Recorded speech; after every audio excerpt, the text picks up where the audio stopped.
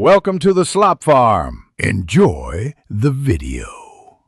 You start by confirming power sources and connections.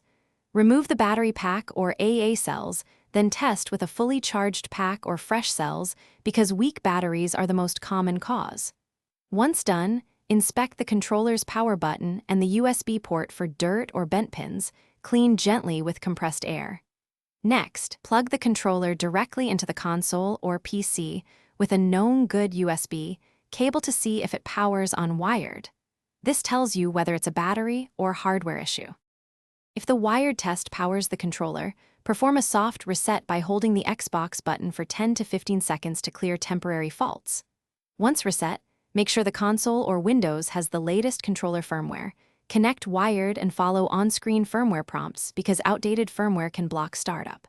After updating, repair. Press the console's sync button, then the controller's sync.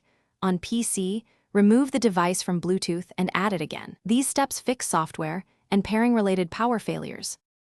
If the controller still won't turn on, check the battery contacts for corrosion and clean them with 90% plus isopropyl alcohol and a cotton swab. Poor contact often prevents power flow. If you're comfortable opening devices, inspect the internal cable, fuse, and solder joints for visible damage. Loose joints can cut power, but make sure to disconnect batteries first. Finally, swap in a known good controller or use a different USB port to confirm whether the fault is the controller or the console. Thanks for watching. Consider subscribing if we helped you today.